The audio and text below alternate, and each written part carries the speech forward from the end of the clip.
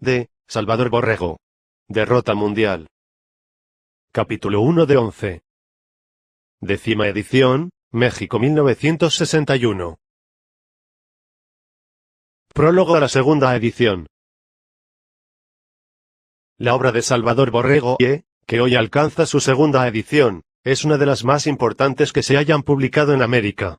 Causa satisfacción que un mexicano de la nueva generación haya sido capaz de juzgar con tanto acierto los sucesos que conocemos bajo el nombre de la Segunda Guerra Mundial.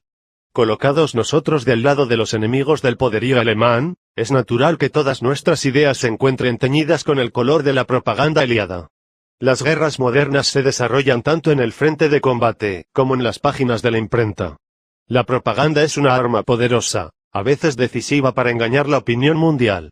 Ya desde la Primera Guerra Europea, se vio la audacia para mentir, que pusieron en práctica agencias y diarios que disfrutaban de reputación aparentemente intachable.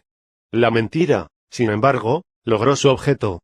Poblaciones enteras de naciones, que debieron ser neutrales, se vieron arrastradas a participar en el conflicto, movidas por sentimientos fundados en informaciones, que después se supo, habían sido deliberadamente fabricadas por el bando que controlaba las comunicaciones mundiales. Y menos mal que necesidades geográficas o políticas nos hayan llevado a participar en conflictos que son ajenos a nuestro destino histórico. Lo peor es que nos dejemos convencer por el engaño. Enhorabuena que hayamos tenido que afiliarnos con el bando que estaba más cerca de nosotros. Lo malo es que haya sido tan numerosa, entre nosotros, la casta de los entusiastas de la mentira. Desventurado es el espectáculo que todavía siguen dando algunos intelectuales nuestros, cuando hablan de la defensa de la democracia, al mismo tiempo que no pueden borrar de sus frentes la marca infamante de haber servido dictaduras vernáculas, que hacen gala de burlar sistemáticamente el sufragio. Olvidemos a estos pseudo-revolucionarios, que no son otra cosa que logreros de una revolución que han contribuido a deshonrar, y procuremos despejar el ánimo de aquellos que de buena fe se mantienen engañados. Durante 6 años, dice Borrego, el mundo creyó luchar por la bandera de libertad y democracia que los países aliados enarbolaron a nombre de Polonia. Pero al consumarse la victoria, países enteros, incluyendo Polonia misma, perdieron su soberanía bajo el conjuro inexplicable de una victoria cuyo desastre muy pocos alcanzaron a prever. La primera edición del libro de Borrego se publicó hace 2 años escasos y en tan corto tiempo, el curso de los sucesos ha confirmado sus predicciones, ha multiplicado los males que tan valientemente descubriera. Ya no es solo Polonia. Media docena de naciones europeas que fueron otros tantos florones de la cultura cristiana occidental, se encuentran aplastadas por la bota soviética, se hallan en estado de desintegración definitiva. Y el monstruo anticristiano sigue avanzando. Detrás de la sonrisa de Méndez France, siempre victorioso, dicen sus secuaces. Detrás de esa enigmática sonrisa, 6 millones de católicos del Vietnam, fruto precioso de un siglo de labor misionera francesa, han caído dentro de la órbita de esclavitud y de tortura que los marxistas dedican a las poblaciones cristianas.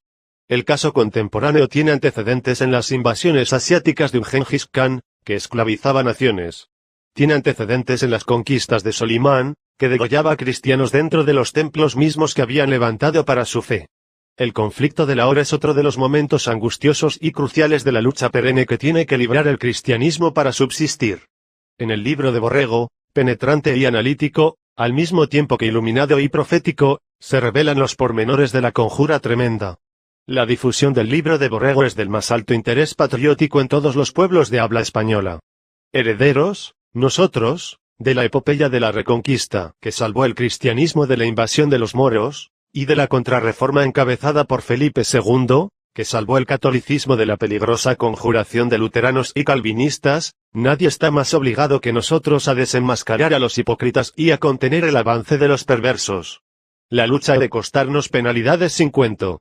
Ningún pueblo puede escapar en el día a las exigencias de la historia, que son de acción y de sacrificio. La comodidad es anhelo de siempre, jamás realizado. La lucha entre los hombres ha de seguir indefinida y periódicamente implacable, hasta en tanto se acerque el fin de los tiempos, según advierte la profecía. José Vasconcelos.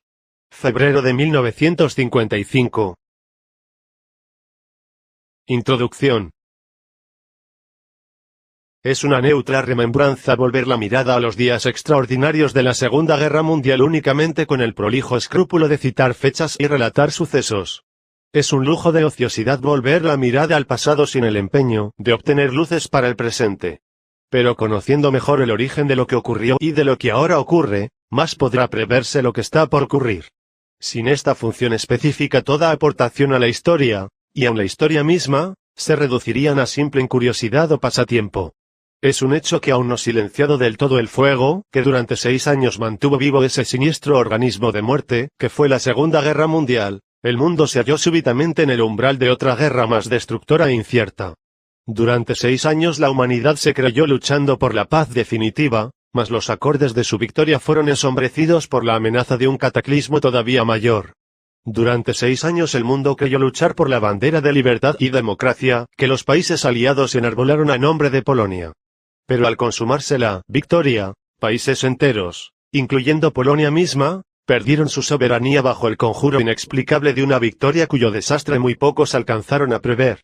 Un asombroso y súbito resultado, después de 6 años de aparente lucha por la libertad y la democracia y la paz definitiva, sorprendió al mundo. Ya no era la libertad de los polacos, libertad perdida totalmente, pese a la victoria, la que se hallaba en riesgo, sino la libertad del mundo entero. Ya no era simplemente la conquista de mercados entre las grandes potencias la que se balanceaba en juego, sino el destino del pueblo norteamericano, y en cierta forma el de América. El destino de Alemania y la Gran Bretaña, y así el de Europa entera también. En los orígenes del conflicto armado que empezó la madrugada del 1 de septiembre de 1939 palpitaron ya los gérmenes de lo que ahora ocurre y de lo que está por venir. En lo acontecido entonces se filtran ya las sombras de lo que el futuro nos reserva. En el reverbero de la Segunda Guerra Mundial hay relámpagos que alumbran los decenios y quizás los siglos por llegar. Mucho se ha hablado de la guerra. Un mar de datos casi inagotables abruman y abrumarán por mucho tiempo a los historiadores. La mayor parte de estos datos son jeroglíficos. Incluso los hechos y las cifras, pese a lo concluyente de su calidad concreta, son frecuentemente apenas símbolos o frontispicio de realidades más profundas. Querer entender esta guerra y el monstruoso engaño que el mundo sufrió con ella, viendo simplemente ese mar de datos, es lo mismo que contemplar, clasificar o relatar apariencias de inscripciones cuneiformes y suponer que ya con esto se conoció la civilización sumeria. Entre los símbolos y su significación media un abismo. Y en el caso concreto de la guerra pasada este abismo se ha hecho más oscuro porque los adelantos que la técnica ha puesto al servicio de la difusión del pensamiento, radiogramas, cablegramas, libros, películas, folletos, etc. tienen su anverso positivo de orientación y su reverso negativo de confusión, según el sentido en que se le utilice. En la guerra y después de ella se le ha utilizado para confundir. Un diluvio de crónicas con dosificada intención. De libros aparentemente históricos, de radiodifusiones y de películas bajo la influencia intangible de los mismos ocultos inspiradores, oscurecen situaciones, infiltran deformaciones. Nada tiene así de extraño que aun los espíritus más serenos, objetivos e imparciales, para no hablar de masas carentes de opinión propia, lleguen a conclusiones erróneas. Por eso muchas conciencias firmes han hecho insensiblemente suya la forma ajena y capciosa de plantear el problema internacional de la Segunda Guerra. Una vez dado ese primer paso en falso, los siguientes son erróneos también, y por eso es tan frecuente que hombres de profunda comprensión y sólido criterio confiesen ahora su desconcierto ante los sucesos internacionales. Un nuevo examen de lo que ocurrió, y por qué ocurrió, puede aclarar los sucesos presentes y ayudar a prever los futuros. El monstruoso engaño que el mundo padeció al inmolar millones de vidas y al consumir en fuego esfuerzos inconmensurables, para luego quedar en situación incomparablemente peor que la anterior, no es obra del azar. Si el resultado solo fuera desorden quizá nada habría de sospechoso. Pero en la bancarrota que el mundo occidental afronta ahora se oculta un admirable tejido de acontecimientos. Dentro del aparente desorden hay un eslabonamiento admirable de hechos, que obedecen a un mismo impulso y que marchan hacia una misma meta. Detrás de todo esto hay una inteligencia y una fuerza. La situación actual no es el resultado fortuito del desorden, sino la notable culminación de una serie de actos, que se enlazan siguiendo una secuencia y un camino. Occidente se halla de pronto en el momento más comprometido de su historia, pero su desgracia no ha descendido de accidentales sucesos. Ha sido labrada minuciosamente y escrupulosamente. Examinando los orígenes y el desarrollo de la Segunda Guerra surgen luces que explican el presente. Tal es el objeto de este libro. Muchos de los que vieron desaparecer las falanges macedónicas, de los que presenciaron la caída de Alejandro, el asesinato del César, la capitulación de Napoleón, creían asistir a acontecimientos comunes y corrientes, pero estaban presenciando los fulgores que encienden cada zigzag de la historia. Lo que ahora tenemos a la vista es algo más que fulgor de un simple cambio. Es el incendio inconmensurable de una cultura que casi sin saber por qué presiente las pisadas del peligro mortal. Capítulo primero. Índice. Aurora Roja 1848 a 1919. 69 años de lucha incansable. Los dos elementos que formaron el bolchevismo. Alemania, meta inmediata del marxismo. Paréntesis de guerra. Factor secreto en la derrota alemana. 69 años de lucha incansable. Producción, Alejandro Concha Gajardo. www.alejandroconcha.com. En la segunda mitad del siglo pasado los umbríos bosques y las extremosas estepas de Rusia guardaban ya tan celosamente, como ahora la enigmática mística del alma rusa. Fuera de sus fronteras solo unas cuantas mentes, moduladas para escuchar el paso de los siglos por llegar, lograban entrever algo. Entre esas pocas mentes que sobre el hombro de una época vislumbraban destellos del futuro político, Nietzsche preveía en 1886. Es en Francia donde la voluntad está más enferma. La fuerza de voluntad está más acentuada en Alemania y en Inglaterra y en España y Córcega por las duracabezas de sus habitantes, pero está más desarrollada en Rusia, donde la fuerza del querer por largo tiempo acumulada espera la ocasión de descargarse, no se sabe si en afirmaciones o en negaciones. Yo desearía que la amenaza rusa creciera para que Europa se pusiera en defensa y se uniera en una voluntad duradera y terrible para fijarse una meta de milenios. Pasó el tiempo de la política menuda. El próximo siglo nos promete la lucha por el dominio del mundo. En ese entonces Rusia se debatía en sangrienta turbulencia, que una extraña mezcla de nihilistas y revolucionarios marxistas trataban de encauzar mediante un secreto comité ejecutivo. La espina dorsal de ese audaz movimiento la formaban esforzados e inteligentes israelitas, miembros de comunidades que a través de muchas generaciones habían soportado severos sufrimientos en el duro ambiente de Rusia. Desde los primeros años de nuestra era ya se habían instalado emigrantes judíos en los territorios que siglos más tarde formarían parte de la Rusia meridional. Dolorosas vicisitudes vivieron desde entonces, pero jamás perdieron su cohesión racial. En 1648 los cosacos se lanzaron furiosamente contra ellos y después de sangrientos choques prohibieron que en Ucrania radicaran comunidades israelitas. En general la población era hostil a huéspedes tan reacios a la fusión de sangre y de costumbres.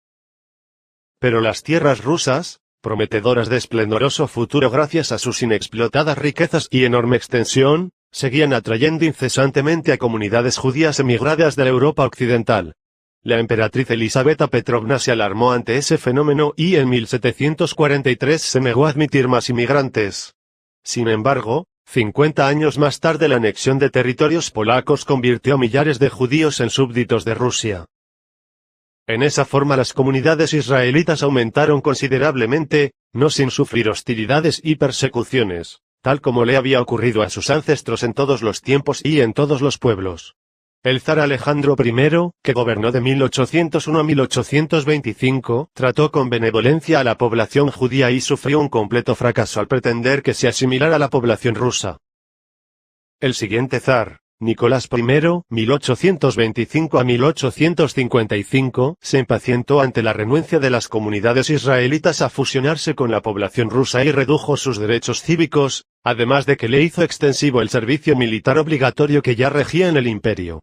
Esto causó trastornos y descontento entre los judíos, pero una vez más lograron conservar sus vínculos raciales y sus milenarias costumbres.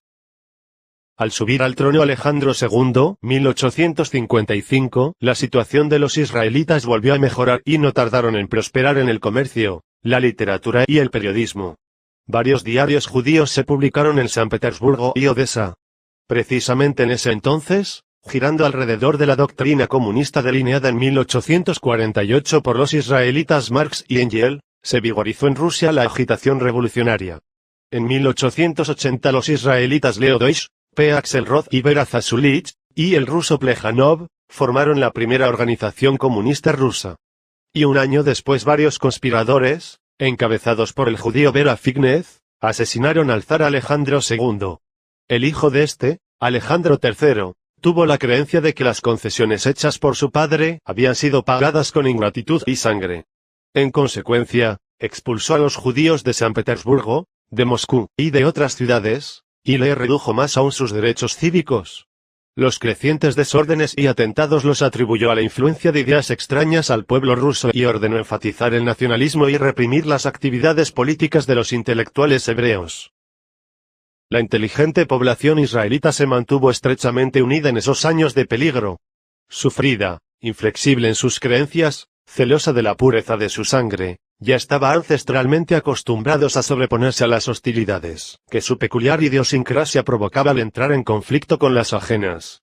Ya antes había demostrado con arte magistral que a la larga sabía aprovechar en beneficio de su causa las reacciones desfavorables con que tropezaba en su camino. Es esta habilidad una de sus creaciones más originales y con ella ha demostrado que ningún pueblo está verdaderamente vencido mientras su espíritu se mantenga indómito. Lo mismo que le había ocurrido en otros países, esa raza vio como 1000 de sus hijos, emigrados a las tierras rusas, prometedoras de esplendoroso futuro debido a sus inexplotadas riquezas y enorme extensión, chocaban con el brusco carácter del pueblo ruso y eran luego objeto de hostilidades y persecuciones. El régimen de Alejandro III fue duro con sus huéspedes. Y estos se protegieron mimetizándose con las nacionalidades de los más variados países de donde procedían, aunque en el fondo seguían siendo una misma raza, una sola religión y un mismo espíritu. El mismo año en que fue asesinado el zar Alejandro II, 1881, el ministro zarista Povodonostsev calculó en 6 millones el número de judíos residentes en Rusia y proyectó una opción enérgica para convertirlos forzosamente al cristianismo y expulsar por lo menos a 2 millones de ellos. Aunque su plan no llegó a practicarse, hubo muchos detenidos y numerosos exiliados. A estos últimos los auxiliaban sus hermanos de raza radicados en Nueva York, tales como Jacobo Schiff, Felix Adler, Emma Lazarus, Joseph Seligman, Henry Rice y otros muchos, según refiere el rabino Stephen Weiss en su libro Años de lucha, algunos de ellos eran prominentes banqueros. La población judía de Rusia era ya tan importante que el israelita James Parkes afirma: en lo cultural y en lo religioso, puede decirse que el país de Israel se había transportado a Europa Oriental. Los judíos representaban la 10ª parte de la población. La gran mayoría de los gentiles eran campesinos, que habitaban aldeas donde no había judíos, salvo tal vez un hotelero y un comerciante. Los judíos habitaban en pueblos y ciudades. En los primeros constituían a veces el 95% de la población y en las segundas más del 50%. La situación se hizo todavía más tirante para los israelitas y sus compañeros rusos revolucionarios cuando Alejandro Ilich Ulyanov, hijo de la judía Blanc, falló en su intento de asesinar al zar Alejandro III. Ulyanov fue detenido y luego ahorcado junto con 4 de sus cómplices. Pero su hermano Vladimir guardó para sí el odio que alentaba contra el régimen y sorteó esa época de peligro portándose como estudiante disciplinado y pacífico. Más tarde se convertía en jefe revolucionario, bajo el nombre de Lenin, en el reivindicador de las minorías israelitas y en el creador de un nuevo régimen. Producción, Alejandro Concha Gajardo. www.alejandroconcha.com. Por el momento, él y toda la población hebrea pasaron en Rusia años sombríos y difíciles, mas acrecentaron sus fuerzas en el infortunio y vigorizaron sus creencias ante la hostilidad. Por supuesto, no olvidaron su meta revolucionaria, que el rabino Caleb había esbozado así en la tumba de Simeón ben Judá, en Praga. Conviene que, en la medida de lo posible, nos ocupemos del proletariado y lo sometamos a aquellos que manejan el dinero. Con este medio levantaremos a las masas. Las empujaremos a las agitaciones, a las revoluciones, y cada una de estas catástrofes significará un gran paso para nuestras finalidades. A la muerte de Alejandro III, en 1894, subió al trono Nicolás II. De tendencias moderadas y escuchando las quejas de los israelitas, ordenó suavizar el trato que se le daba. Ya para entonces el antisemitismo había cundido tanto en la masa del pueblo, que no era fácil extirparlo del todo. De origen ruso es la palabra pogrom, nombre que se dio a los cruentos movimientos populares contra los judíos. De todas maneras, los israelitas disfrutaron de más garantías y libertades. Por ese entonces corrosivas fórmulas ideológicas, no nacidas en Rusia, volvieron a propagarse con renovado impulso para agitar a las masas rusas.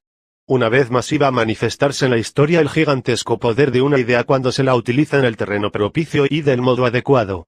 Esa idea era una mezcla de nihilismo y de marxismo, que inquietaba aún más a las ya descontentas masas proletarias. Hablando de esa época, el historiador judío Simon Dubnow dice que, el mismo año en que se fundó en Basilea la organización sionista, formóse en Wilno una asociación socialista secreta denominada Bund, 1897. Desarrolló el Bund una propaganda revolucionaria entre las masas judías en su lengua, el Yiddish, lo cual constituyó, en un principio, el único síntoma nacional de ese partido. Además del Bund nacieron partidos mixtos de sionistas y socialistas, los Polasion y los sionistas socialistas. Estos partidos libraron una lucha abierta contra el gobierno ruso, particularmente en la Revolución de 1905. Los revolucionarios israelitas participaron asimismo en los partidos socialistas rusos, en las manifestaciones estudiantiles, en las huelgas obreras y en los actos terroristas contra los gobernantes. La renovada agitación degeneró en graves disturbios obreros en 1899. El Partido Social Revolucionario tenía una sección terrorista a cargo del Sagaz judío Gersuni, cuyos agentes mataron al ministro ruso Sibyagin, al gobernador Bogdanovich, al premier plebe, al gran duque Sergei y al general Dubrasov. El zar Nicolás II pensó que había dado un paso en falso al suavizar el trato para los israelitas y restableció algunas de las limitaciones que años antes le levantara.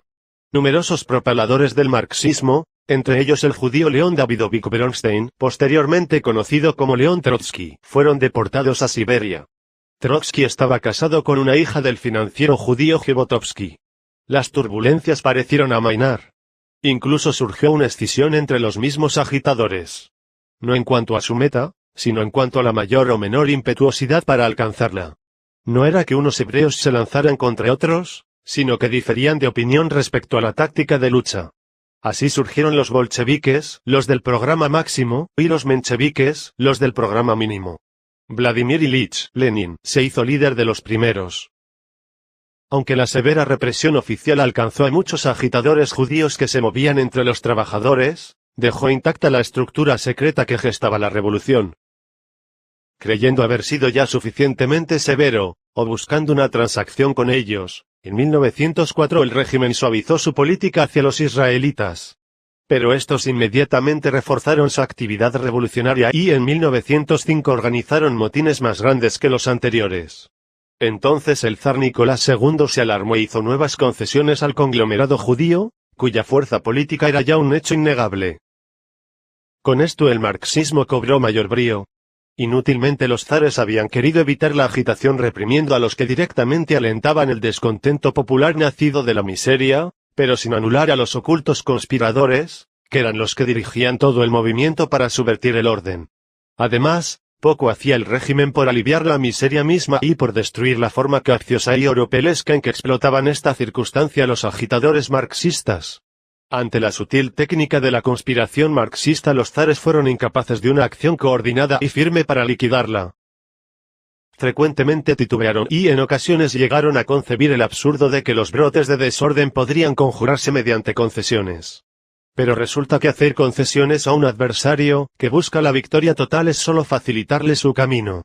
Lenin y algunos de sus colaboradores emigraron para ponerse a salvo de las redadas de revolucionarios que de tiempo en tiempo hacía el régimen zarista. Por eso en 1908 los israelitas Appelbaum, Zinoviev, Rosenfeld, Kamenev, cuñado de Trotsky, y Lenin se reunieron en París a planear una nueva etapa de agitación. No es un azar que hayan ingresado a las huestes revolucionarias rusas tantos israelitas, dice Pierre Charsen, La vida de Lenin. Por lo pronto, si se hace abstracción de las masas rusas, poco propicias para el reclutamiento de políticos, hay que reconocer que el porcentaje de judíos en Rusia no era tan exiguo como se decía. Y además, no era fatal que su febril actividad, contrastando con la población rusa, ¿Debía exagerar enormemente su papel en la revolución? ¿Y su espíritu hereditariamente aguzado por el Talmud? ¿No debía sentirse cómodo en las controversias de las escuelas socialistas? En fin, los sufrimientos que le endurecieron bajo el régimen zarista los acercaban a su sueño de palingenesia social, resurgimiento y hegemonía del pueblo judío. Uno de los métodos con que los revolucionarios hebreos trataron de ponerse a cubierto de la represión oficial, fue tan sencillo como eficaz. En grupos más o menos numerosos se trasladaban a Estados Unidos, se nacionalizaban norteamericanos, regresaban a Rusia y hacían valer su nueva ciudadanía, como hijos de una nación poderosa. En esto eran ayudados por la numerosa colonia israelita radicada en Norteamérica, que en aquel entonces casi llegaba a 3 millones y que influía ya en los círculos financieros y políticos. En San Petersburgo, dice Henry Ford, en El Judío Internacional llegó a haber 30.000 judíos, de los cuales solo 1.500 se ostentaban como tales.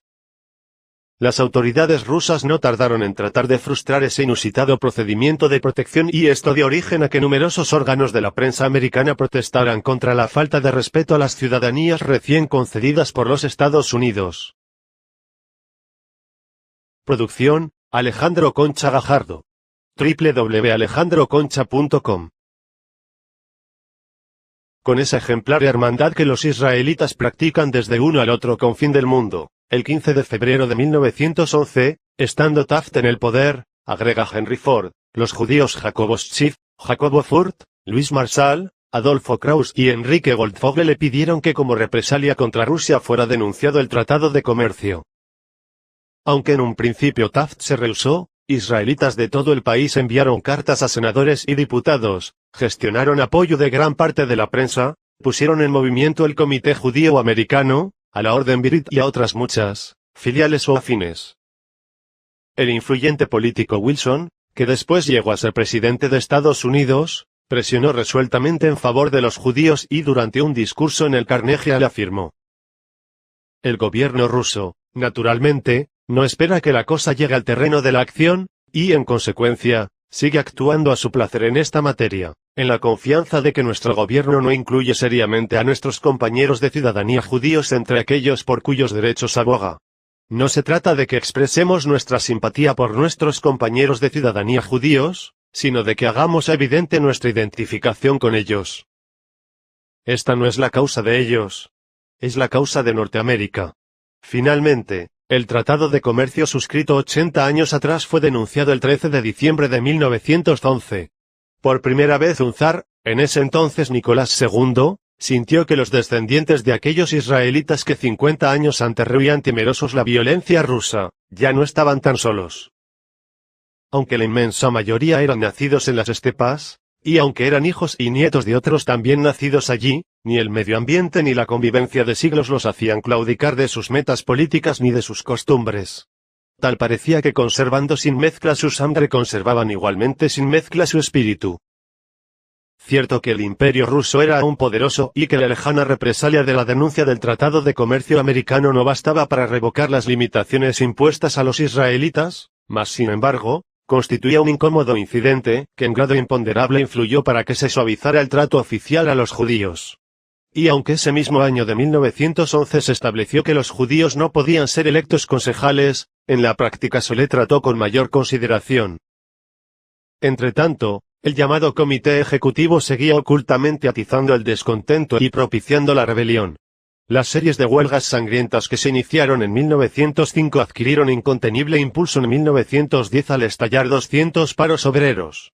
3 años más tarde las huelgas se contaban por millares.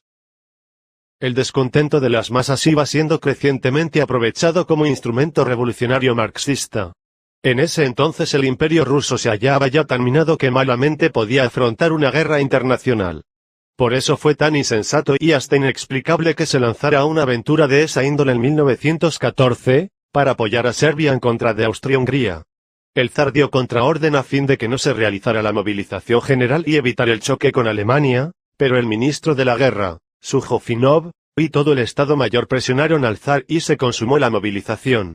Alemania apoyó entonces a su aliada Austria-Hungría y entró en guerra con Rusia. No obstante que la patria rusa libraba entonces una lucha internacional, el movimiento revolucionario no cesó su propaganda para debilitar las instituciones. Además, aprovechó la normalidad de la situación y proclamó que los obreros no tenían patria que defender, según la tesis marxista-comunista de que la idea de patria debe extirparse de las nuevas generaciones. El gobierno ruso consideró que los judíos influían poderosamente en esta oposición al régimen y ordenó nuevas medidas de coerción.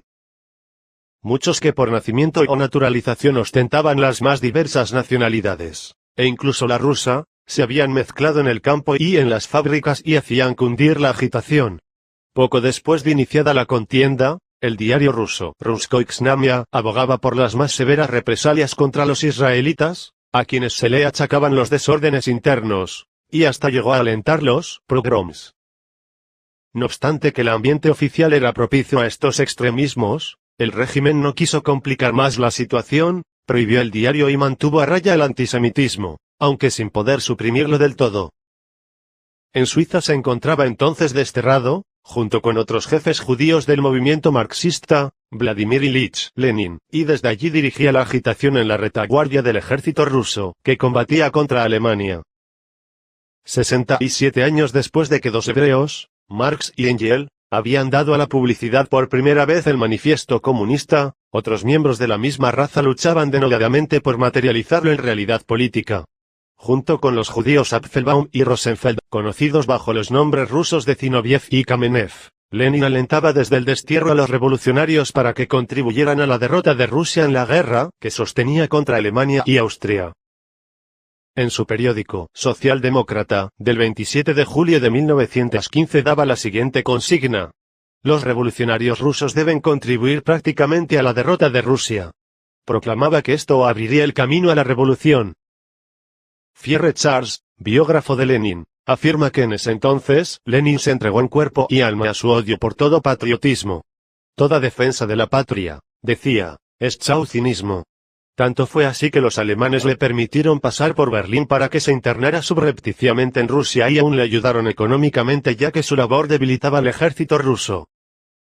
Así fue como Lenin pudo llegar a San Petersburgo, donde un núcleo de 30.000 israelitas, acaudillados por Trotsky, habían organizado el cuartel general del movimiento marxista revolucionario.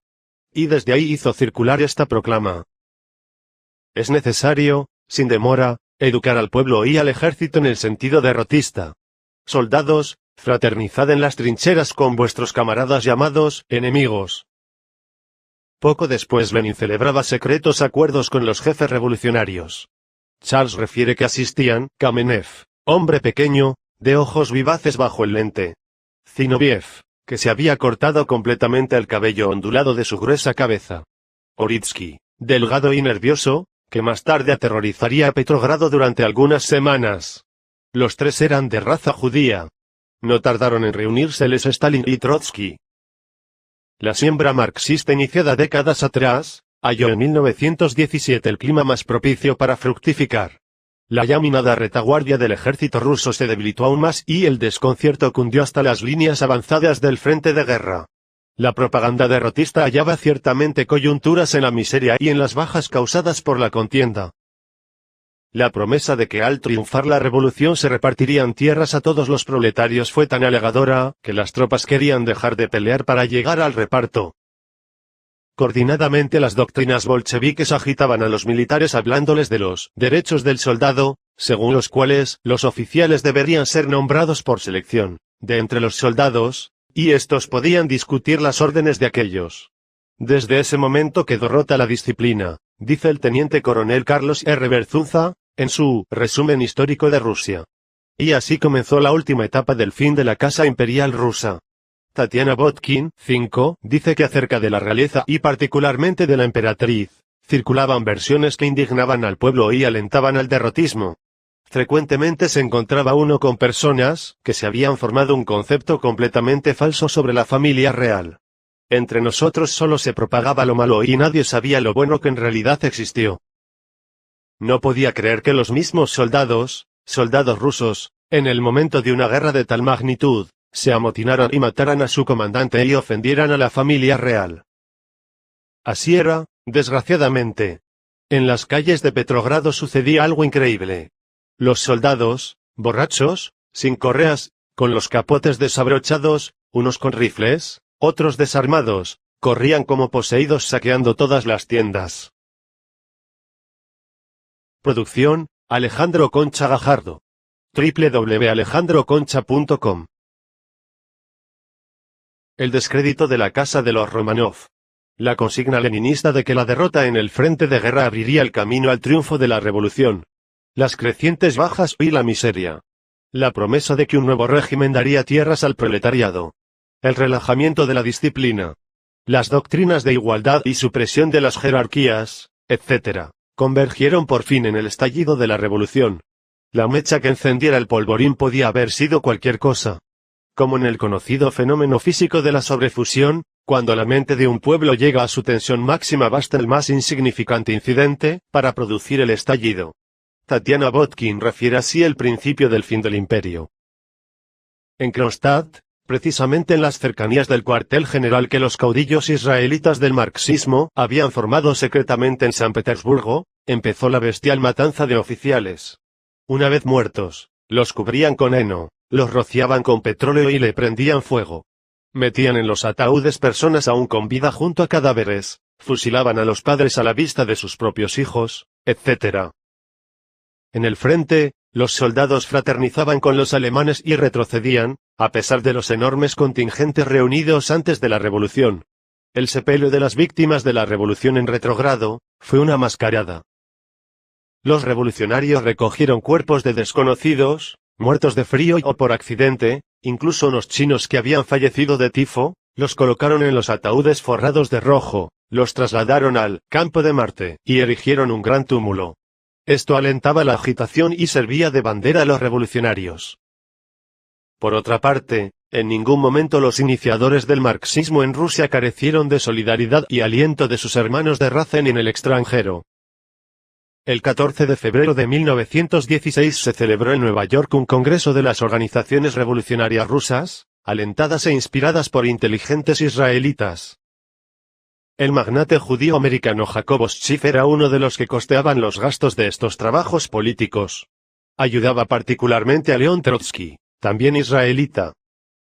Otros banqueros judíos, tales como Kuhn Loeb, Felix Warburg, Otto Kahn, Mortimer Schiff y Olef Aschberg, daban también su ayuda económica desde Nueva York.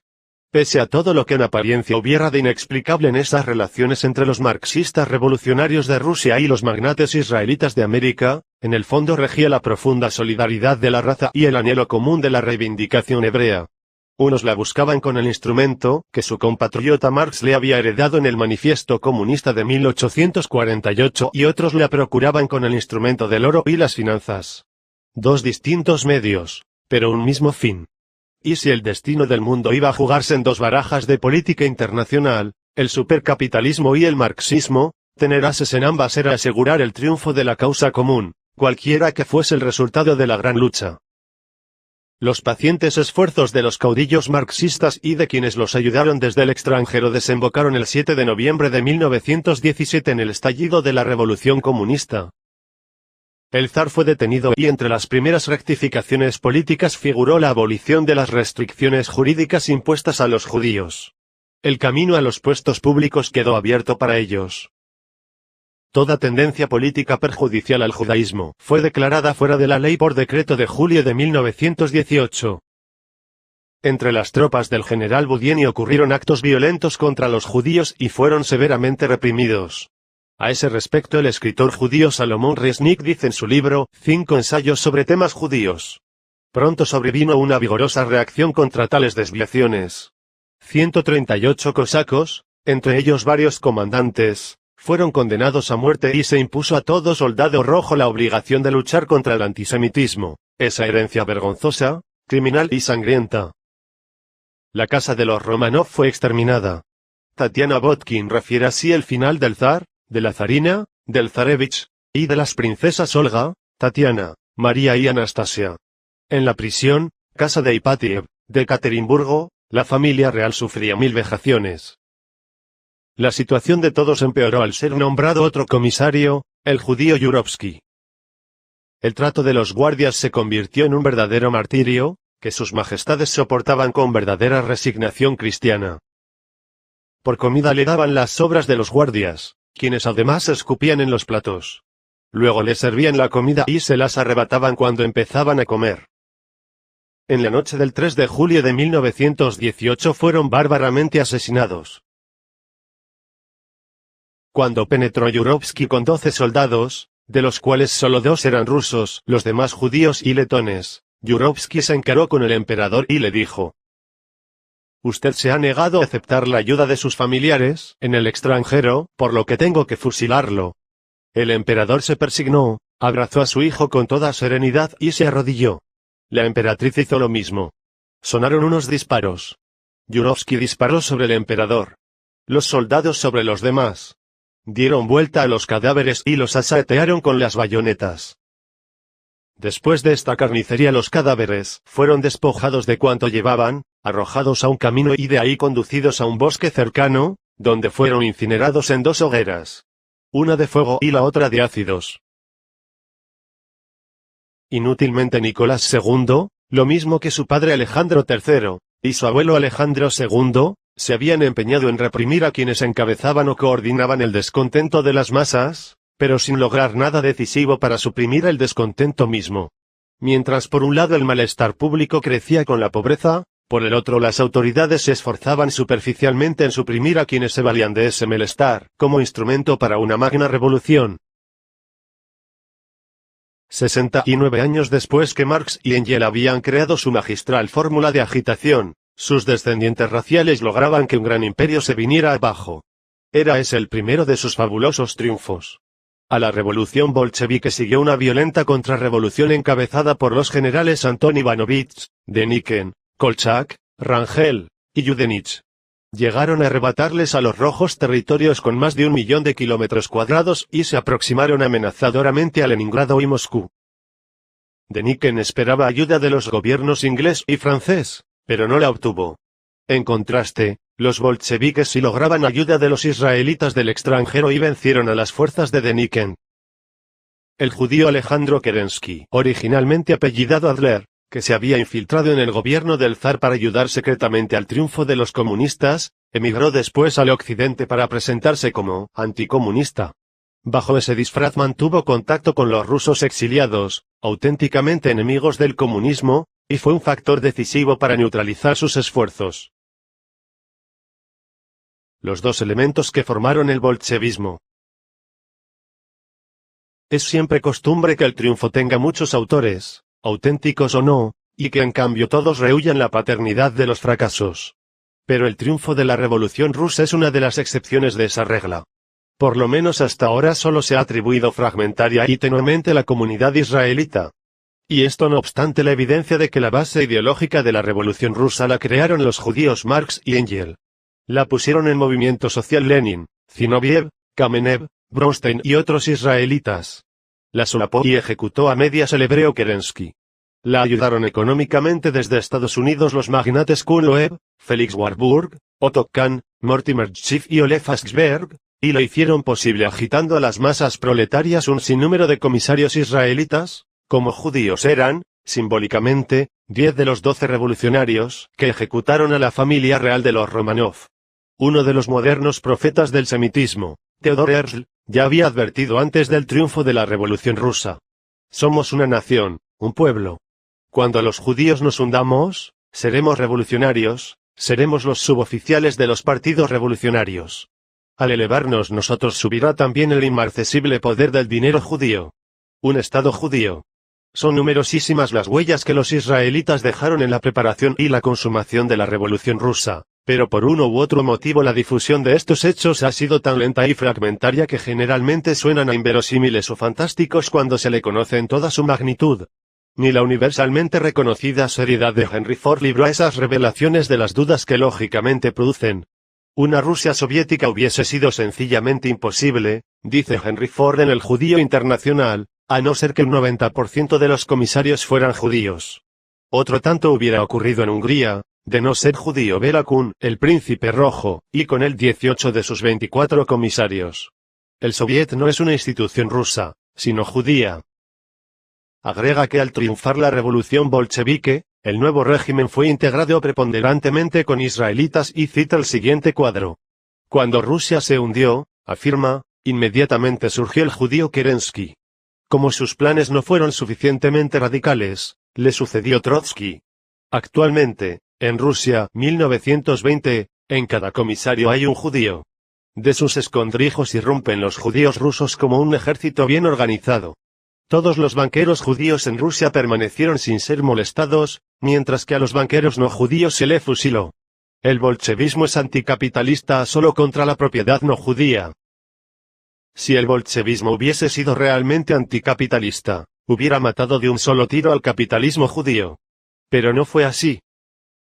Solo a los judíos se le pueden remitir víveres y auxilios de otros países, en Rusia. El mismo autor hace una cita del Dr. Jorge A. Simons, sacerdote cristiano, que escribió: centenares de agitadores salidos de los barrios bajos del este de Nueva York se encontraron en el séquito de Trotsky. A muchos nos sorprendió desde un principio el elemento marcadamente judío de aquel y se comprobó muy pronto que más de la mitad de todos esos agitadores del llamado movimiento sovietista eran judíos.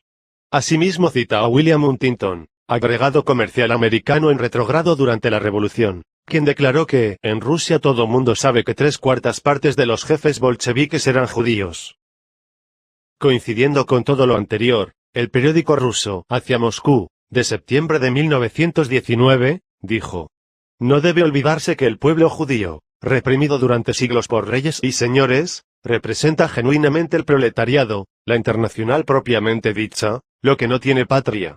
Y Cohen escribía en El Comunista, de abril de 1919, puede decirse sin exageración, que la gran revuelta social rusa fue realizada solo por manos judías.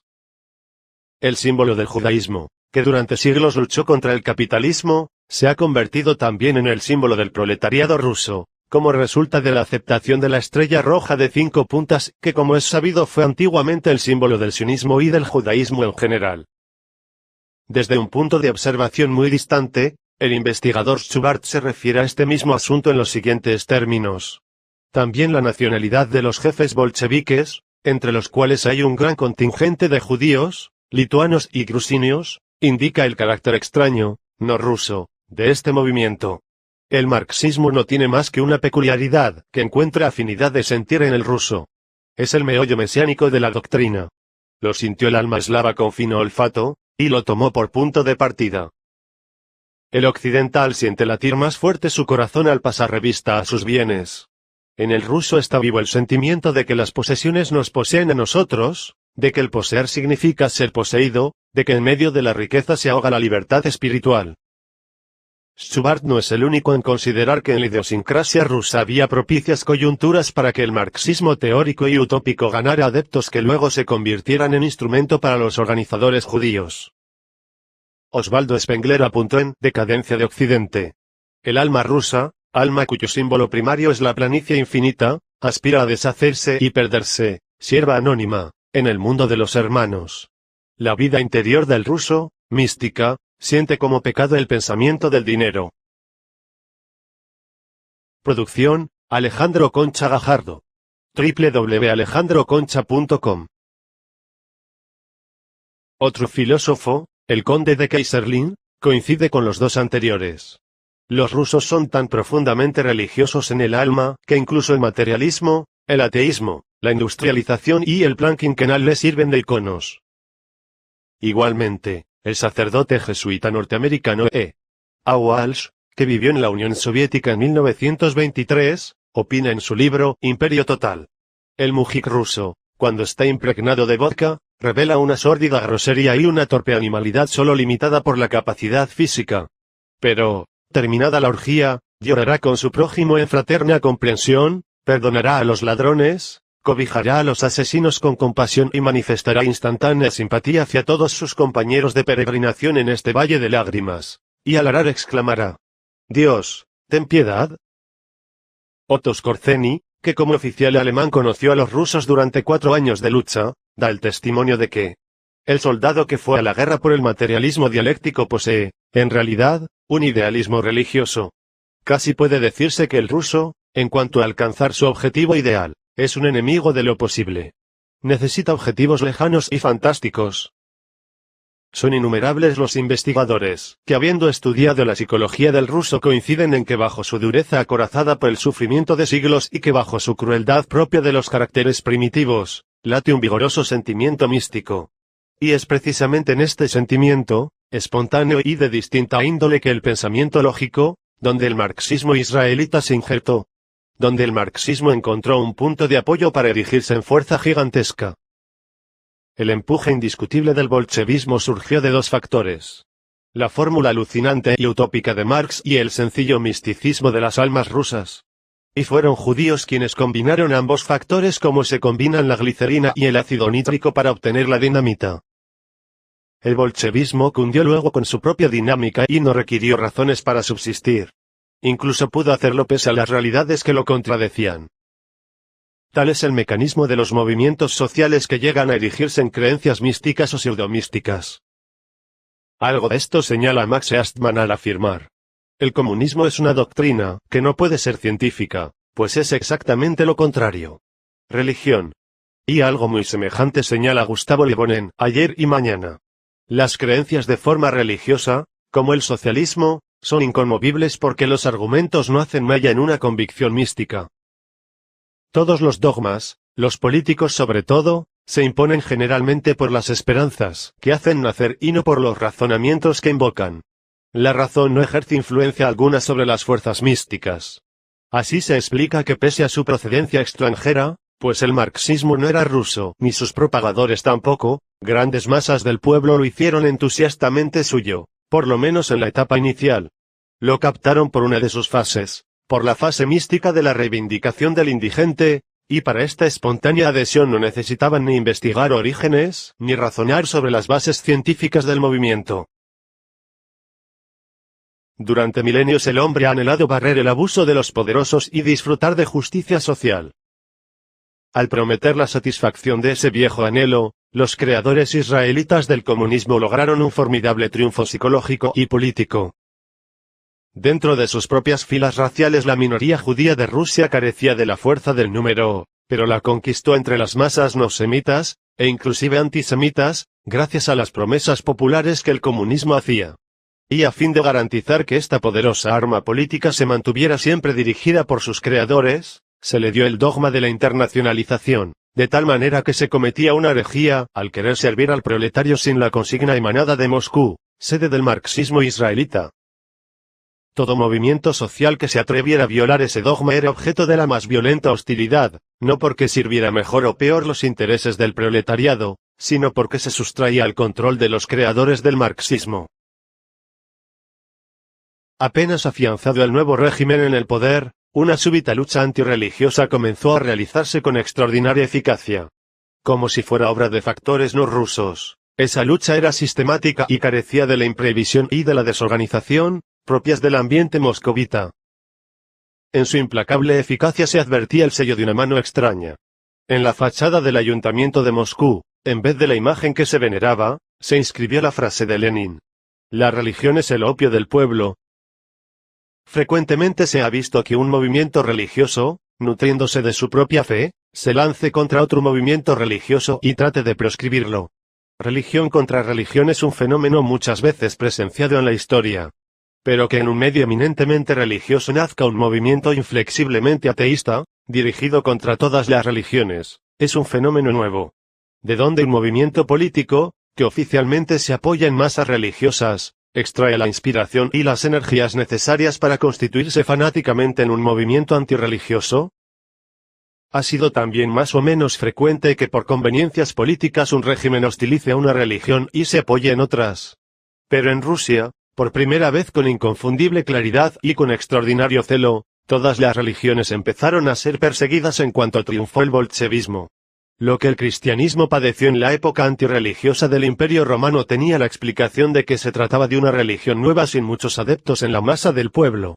En cambio, en Rusia, los sentimientos religiosos eran ya populares cuando el bolchevismo comenzó a imperar. 929 años antes Rusia se había convertido al cristianismo. Que en un pueblo sin religión se combate una nueva religión, parece explicable. Pero que en un pueblo religioso surja un régimen intransigentemente antirreligioso, es un fenómeno de orígenes extraños al pueblo mismo. Y tal fue lo que sucedió en Rusia. El teniente coronel Carlos R. Berzunza dice en su resumen histórico: numerosas iglesias fueron convertidas en teatros. La revolución inició luego la lucha contra todas las religiones, por todos los medios. Se prohibió la enseñanza religiosa a menores de 18 años. La iglesia protestó. De 900 conventos fueron arrasados 722. La resistencia de los fieles fue casi pulverizada y 29 obispos y sacerdotes pagaron con su vida la oposición al régimen y fueron las primeras víctimas de una serie de ejecuciones bolcheviques que más tarde recibieron el nombre de purgas.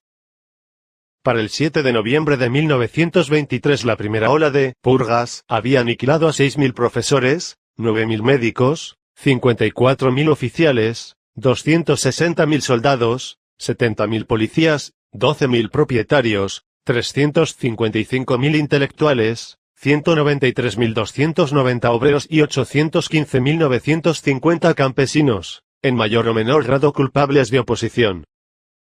Esta furia aparentemente ciega tenía por objeto aniquilar a la clase pensante y a los núcleos que podían inspirar y organizar la resistencia al nuevo régimen. En cuanto a los orígenes antirreligiosos del bolchevismo son evidentes.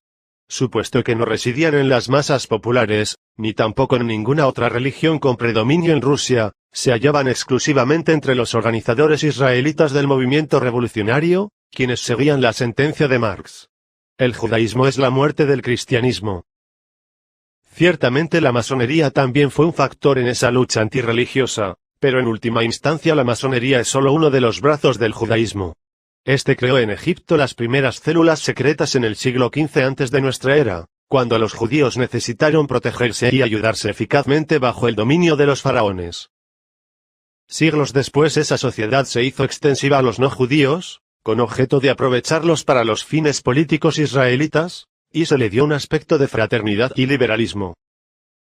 Persistió, sin embargo, el ambiente de misterio bajo el cual había nacido la masonería, y todavía un enorme número de masones ignora hoy su vinculación con el movimiento político judío, a pesar de que son de origen hebreo todos los nombres de sus grados, sus símbolos y sus palabras de paso, como Jehová, Zabulón, Necam Necar, Adonai, etc. Esto puede comprobarlo cualquier iniciado que conozca a la vez la historia judía.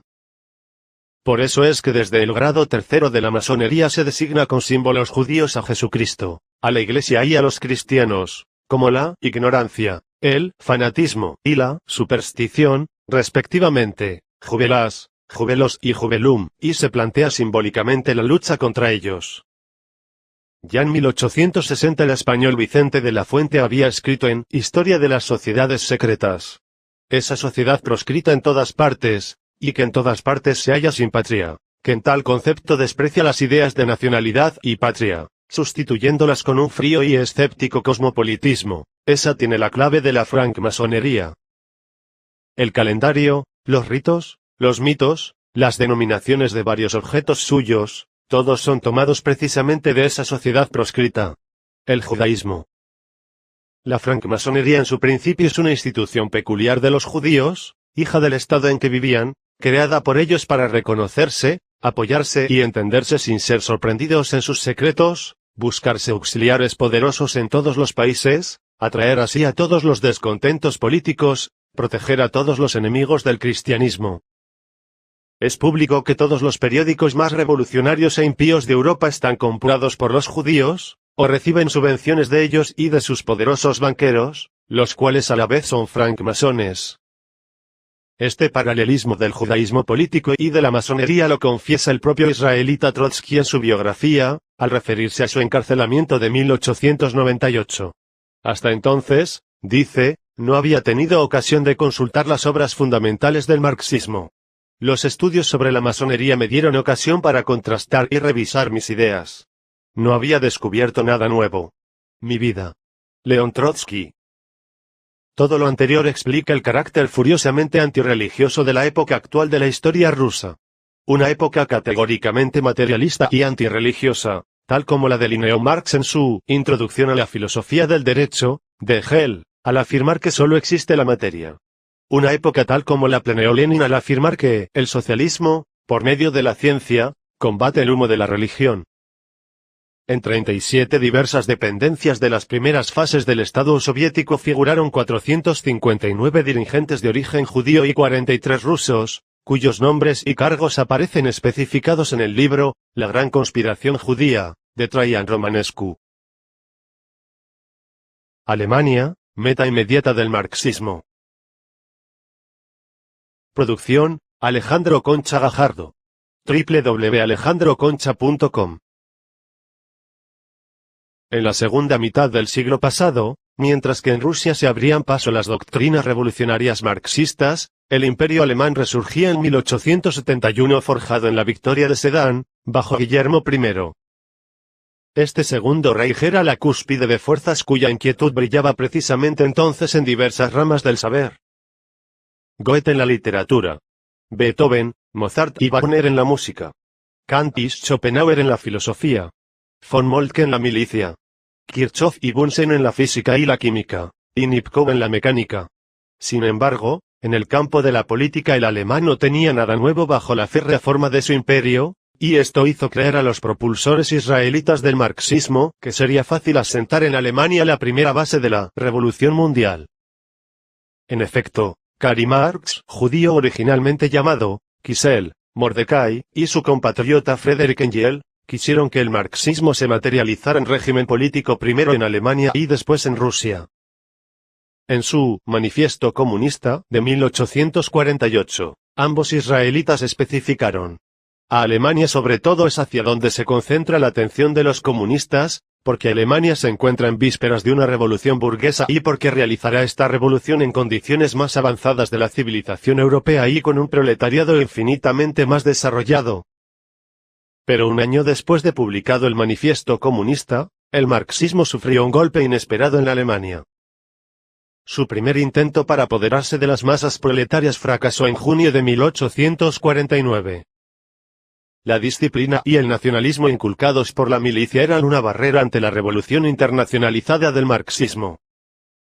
El general Helmut von Moltke señalaba que esa cólera moral fascinaba a los demócratas y se extendía por toda Europa reclutando en sus filas abogados, literatos y tenientes echados del servicio. En 1864 Marx fundó la primera internacional para impulsar la agitación internacional, particularmente en Alemania y Rusia. El comunismo anhelaba el control de Alemania por sus capacidades industriales y guerreras y el de Rusia por sus vastos recursos naturales y humanos. Ya en 1776 el judío alemán Adam Weishaupt había creado la secta masónica de los Iluminados de Baviera, que con el señuelo de dar el dominio político mundial a los germanos, pretendió utilizarlos para extender todos los principios que más tarde aprovechó Marx en sus teorías. Pero esta secta fue prohibida y no alcanzó sus metas en Alemania, aunque sí fue uno de los movimientos precursores de la Revolución Francesa. Más tarde, Lenin insistía en el sueño de Weishaupt y de Marx y le decía a sus legionarios que la tarea inmediata era unir el proletariado industrial de Alemania, Austria y Checoslovaquia con el proletariado de Rusia, creando así una poderosa combinación industrial y agraria desde Vladivostok hasta el Rin. Y varios intentos se realizaron con este objeto. Lenin dijo un día que si era preciso sacrificar la revolución rusa a la revolución alemana, que representaba muchas más probabilidades de buen éxito, no dudaría en hacerlo. Las riquezas agrícolas de Rusia y las riquezas industriales de Alemania formarían una potencia gigantesca. El propio Lenin dijo también al general Ali Fuad Bajá, primer embajador turco en la Unión Soviética: si Alemania acepta la doctrina bolchevique me trasladaré inmediatamente de Moscú a Berlín. Los alemanes son gente de principios y permanecen fieles a las ideas una vez que han aceptado su verdad. Proporcionarán un medio mucho más favorable para la propagación de la revolución mundial que los rusos, cuya conversión exigirá mucho tiempo. Pero el arraigado patriotismo del alemán era un obstáculo para eso. Aun abrazando el marxismo, lo privaba de su sello internacionalista.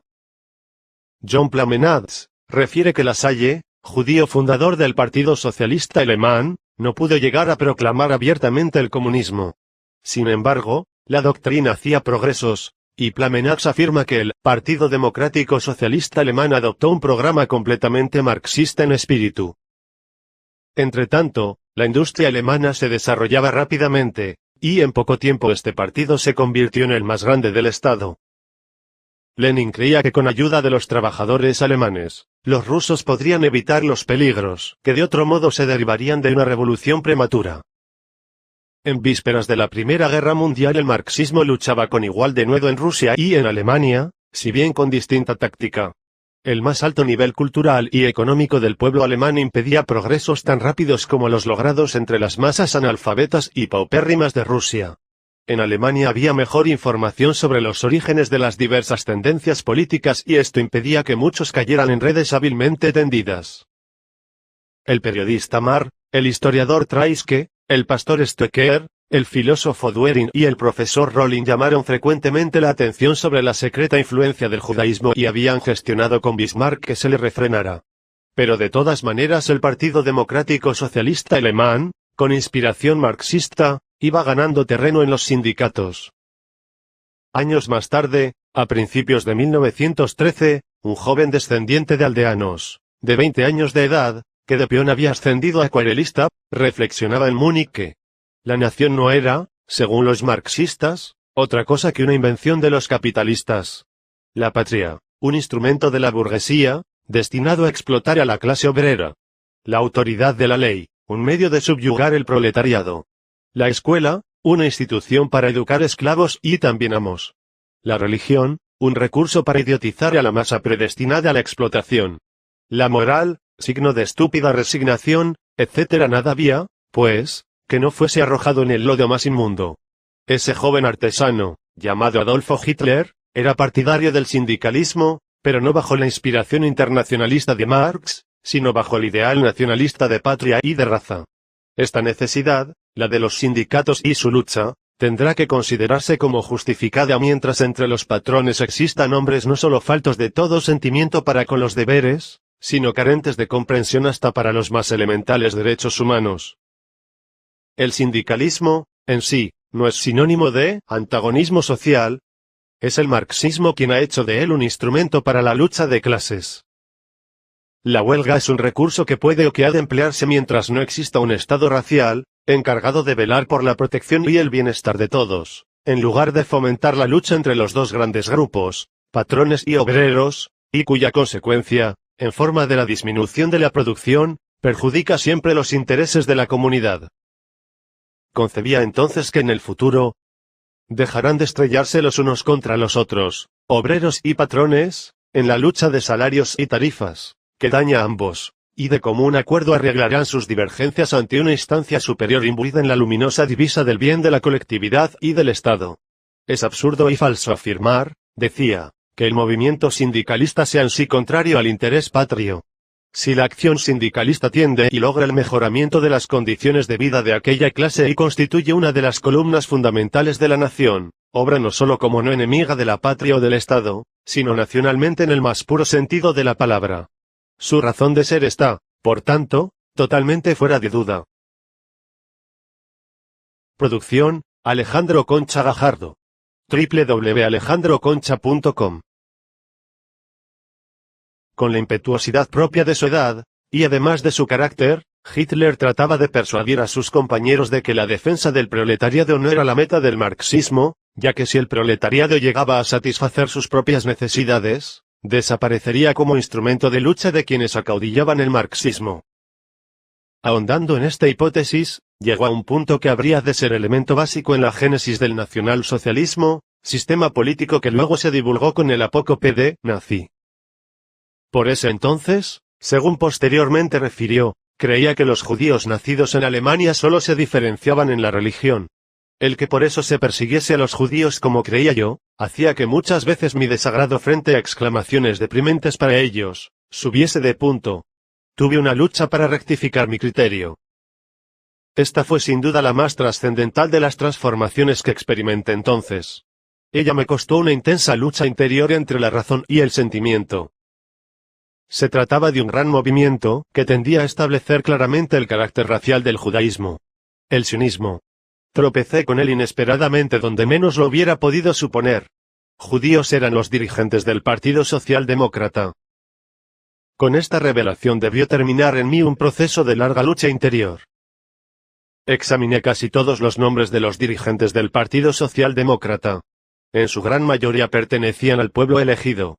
Lo mismo si se trataba de representantes en el Reichstag que de los secretarios de las asociaciones sindicalistas, que de los presidentes de las organizaciones del partido, que de los agitadores populares. Austerlitz, David, Adler, Allenbogen, etc.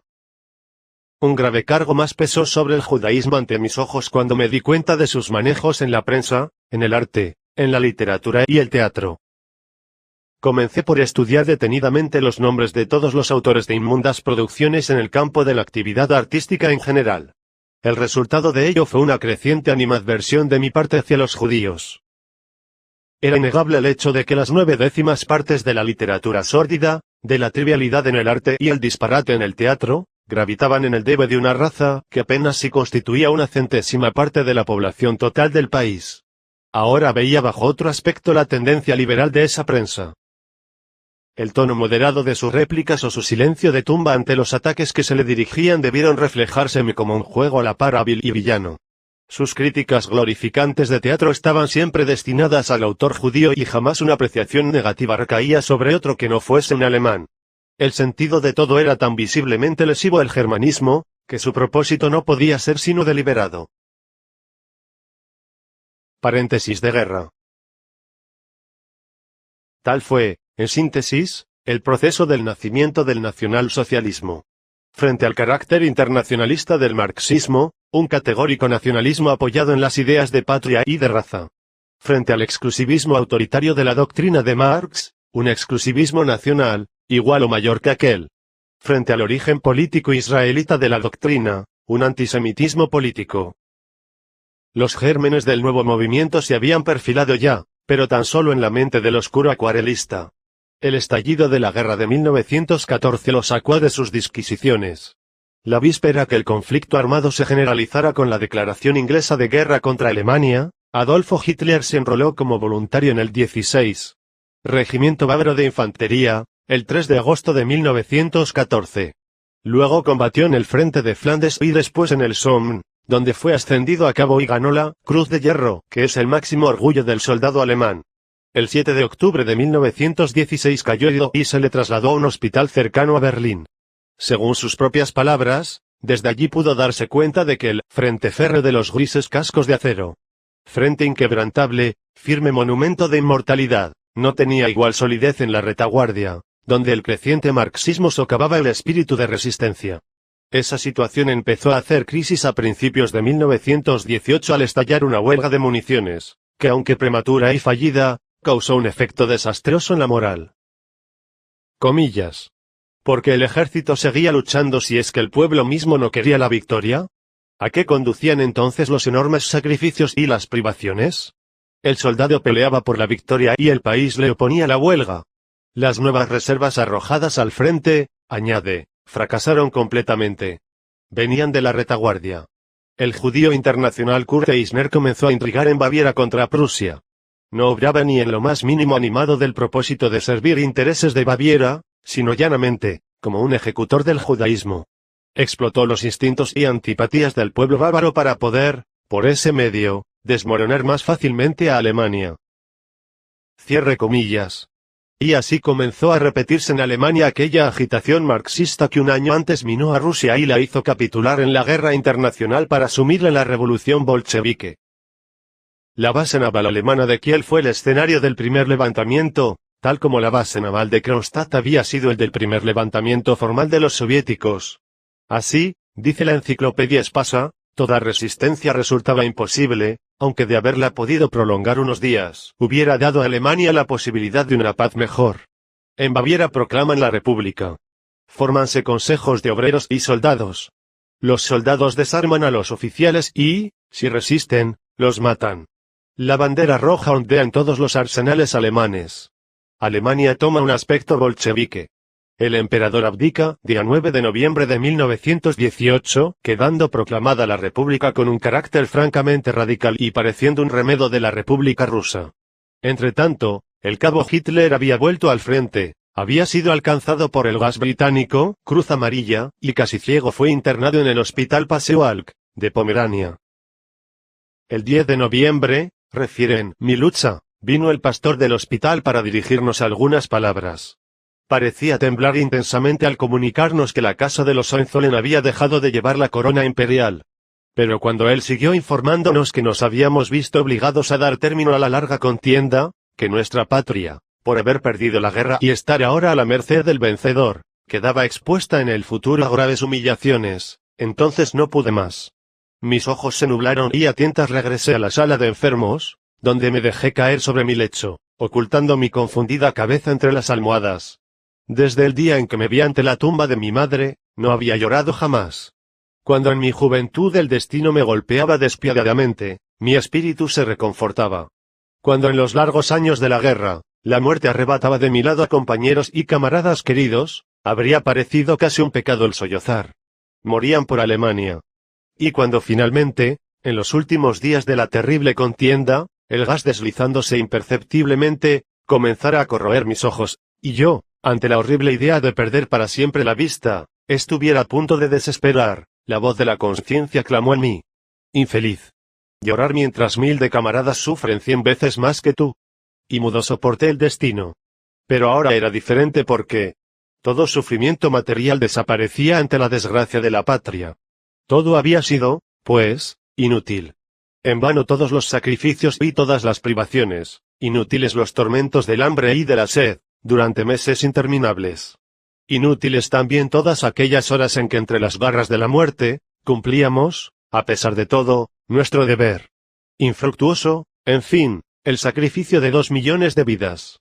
¿Acaso habían muerto para eso los soldados de agosto y septiembre de 1914, y luego seguido su ejemplo en aquel otoño, los bravos regimientos de jóvenes voluntarios?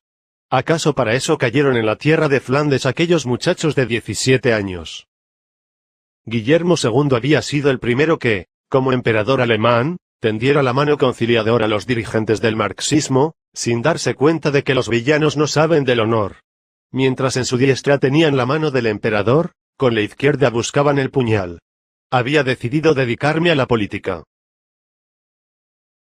Producción, Alejandro Concha Gajardo. www.alejandroconcha.com. Como consecuencia del Tratado de Paz, se privó a Alemania de 70.580 kilómetros cuadrados de territorio metropolitano, con 6.475.000 habitantes. Además de 2.952.600 kilómetros cuadrados de colonias, y se le fijaron reparaciones por valor de 90.000 millones de marcos oro. Lo que había sido el Segundo Reich quedó reducido a 472.000 kilómetros cuadrados, poco menos que la cuarta parte de México, con 68 millones de habitantes.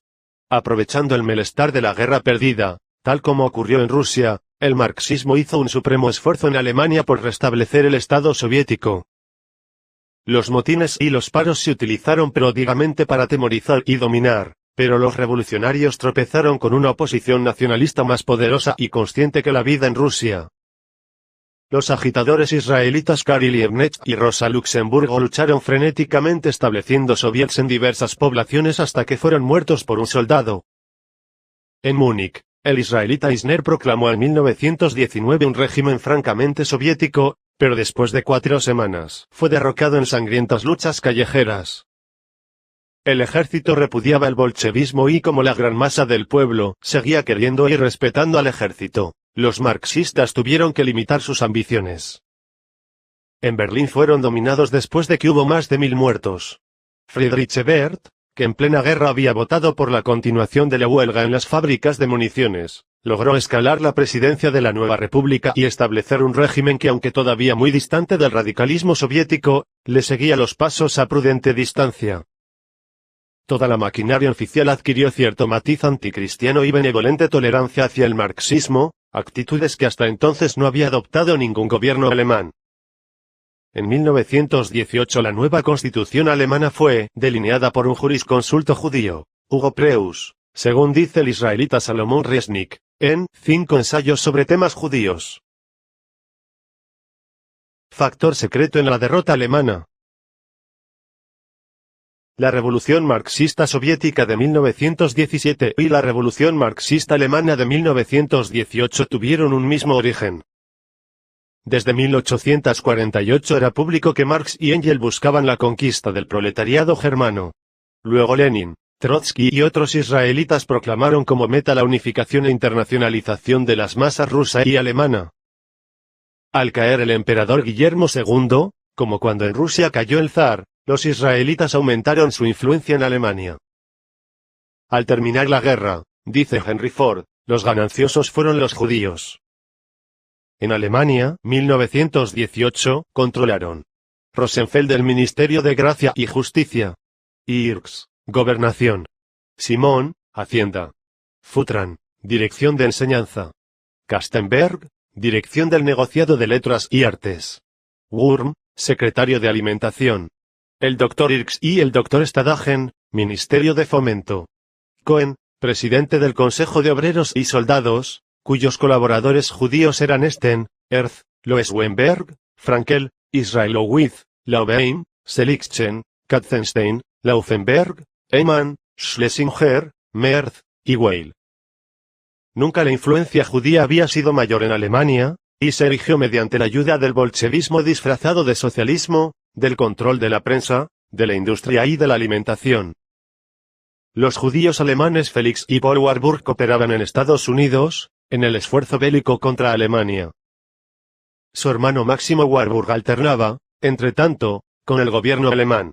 Los hermanos se encontraron en París, en 1919, como representantes de sus respectivos gobiernos y como delegados de la paz. Mediante empréstitos, los judíos se infiltraron en las cortes, lo mismo en Rusia que en Alemania o Inglaterra. Su táctica recomienda ir derecho al cuartel general. Más coincidencias. Walter Rathenau, judío, era el único que poseía la comunicación telefónica directa con el Kaiser. En la Casa Blanca de Washington influían también varios judíos. Al Estado judío internacional que vive secretamente entre los demás estados, le llaman en Alemania, Panjudea. Sus principales medios de dominación son capitalismo y prensa. La primera sede de Panjudea fue París. Luego pasó a Londres, antes de la guerra, y ahora parece que se trasladará a Nueva York, 1920. Como Panjudea dispone de las fuentes de información del mundo entero, puede ir preparando la opinión pública mundial para sus fines más inmediatos. El Berliner Tageblatt y la Münchener Neueste fueron durante la guerra órganos oficiosos del gobierno alemán, y sin embargo, defendían decididamente los intereses judíos. La Frankfurter Zeitung, de la que dependen muchos otros diarios, es genuinamente judía. Muy distante del fabricante norteamericano de automóviles, que hacía estas observaciones, el general Ludendorff, estratega alemán, no se explicaba la derrota de 1918 y presintió que allí actuaban fuerzas ocultas que no encajaban en los cálculos del Estado Mayor. Después de hacer estudios e investigaciones en este sentido, afirmó que las fuerzas responsables de la derrota de Alemania constituían el poderío secreto del mundo, formado por judíos y masones. Con base en diversos documentos aseguró que estos habían estorbado la producción de guerra y fomentado la desmoralización en la retaguardia. En su testamento recomendaba a los alemanes un esfuerzo supremo, económico, militar y psicológico, a fin de sacudir la influencia del poderío secreto del mundo. La guerra total. Nota. De aquí en adelante, el autor cita a Hitler. Entretanto, con el uniforme de cabo, Adolfo Hitler ya no pensaba en la arquitectura, que fue su ambición anterior a la guerra, sino en la política. Le había impresionado sobremanera el triunfo total del marxismo en Rusia y los progresos arrolladores que hacía en Alemania. Lenin anunciaba que las dos primeras etapas del movimiento se habían cumplido ya, dentro de Rusia, y las siguientes se desarrollarían hacia el exterior mediante el apoyo de la dictadura erigida en la Unión Soviética.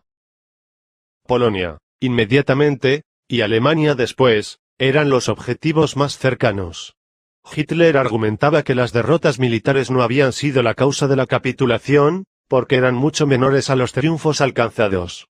Tampoco creía que la economía fuera la culpable de la rendición, pues el esfuerzo bélico de 4 años se apoyó más en factores espirituales de heroísmo y organización que en bases económicas. Y concluía que todo se había comenzado a minar ya desde años atrás y que la capitulación de 1918 era solo el primer efecto visible de esa lenta corrosión interior. Sin duda algo flotaba en el ambiente y era percibido por todos. Lo que Henry Ford denunciaba desde Norteamérica como hegemonía israelita, el general Ludendorff lo identificaba entre sus documentos de Estado Mayor como poderío secreto del mundo, y un cabo desconocido lo refería así desde su punto de vista de hombre de la masa del pueblo. No fue la prensa, decía, la que en constantes agresiones minaba los fundamentos de la autoridad estatal hasta el punto de que bastó un simple golpe para derrumbarlo todo. Finalmente, no fue esa misma prensa la que desacreditó al ejército mediante una crítica sistemática, saboteando el servicio militar obligatorio e instigando a negar créditos para el ramo de guerra. Karl Marx fue, entre millones, realmente el único que con su visión de profeta descubriera en el fango de una humanidad paulatinamente envilecida los elementos esenciales del veneno social, y supo reunirlos cual un genio de la magia negra, en una solución concentrada para poder destruir así con mayor celeridad la vida independiente de las naciones soberanas del orbe. Y todo esto, al servicio de su propia raza. Adquiriendo acciones entra el judío en la industria, gracias a la bolsa crece su poder en el terreno económico. Tienen la francmasonería, que cayó completamente en sus manos, un magnífico instrumento para conectar y lograr la realización de sus fines. Los círculos oficiales, del mismo modo que las esferas superiores de la burguesía política y económica, se dejan coger insensiblemente en el garlito judío por medio de los lazos masónicos. Junto a la francmasonería está la prensa como una segunda arma al servicio del judaísmo. Con rara perseverancia y suma habilidad sabe el judío apoderarse de la prensa, mediante cuya ayuda comienza paulatinamente a cercenar y a sofisticar, a manejar y a mover el conjunto de la vida pública. Políticamente, añadía Hitler, el judío acaba por sustituir la idea de la democracia por la de la dictadura del proletariado. El ejemplo más terrible en ese orden lo ofrece Rusia, donde el judío, con un salvajismo realmente fanático, hizo perecer de hambre o bajo torturas feroces a 30 millones de personas, con el solo fin de asegurar de este modo a una caterva de judíos, literatos y bandidos de bolsa, la hegemonía sobre todo un pueblo. Y el hecho de que el triunfo marxista no fuera tan definitivo en Alemania, se lo explicaba así en 1920. El pueblo alemán no estaba todavía maduro para ser arrastrado al sangriento fango bolchevique, como ocurrió con el pueblo ruso. En buena parte se debía esto a la homogeneidad racial existente en Alemania entre la clase intelectual y la clase obrera. Además, a la sistemática penetración de las vastas capas del pueblo con elementos de cultura, fenómeno que encuentra paralelo solo en los otros estados occidentales de Europa y que en Rusia es totalmente desconocido. Allí, la clase intelectual estaba constituida, en su mayoría, por elementos de nacionalidad extraña al pueblo ruso, o por lo menos de raza no eslava. Tan pronto como en Rusia fue posible movilizar la masa ignara y analfabeta en contra de la escasa capa intelectual que no guardaba contacto alguno con aquella, estuvo echada la suerte de este país y ganada la revolución. El analfabeto ruso quedó con ello convertido en el esclavo indefenso de sus dictadores judíos, los cuales eran lo suficientemente perspicaces para hacer que su férula llevase el sello de la dictadura del pueblo. La bolchevización de Alemania, esto es, el exterminio de la clase pensante nacional racista, logrando con ello la posibilidad de someter al yugo internacional de la finanza judía las fuentes de producción alemana, no es más que el preludio de la propagación de la tendencia judía de conquista mundial. Como tantas veces en la historia, Alemania constituye también en este caso el punto central de una lucha gigantesca. Si nuestro pueblo y nuestro Estado sucumben bajo la presión de esos tiranos, ávidos de sangre y de dinero, el orbe entero será presa de sus tentáculos de pulpo. Mas si Alemania alcanza a librarse de ese atenazamiento, podrá decirse que para todo el mundo quedó anulado uno de los mayores peligros. D. Salvador Borrego. Derrota mundial. Fin del capítulo 1. Producción, Alejandro Concha Gajardo.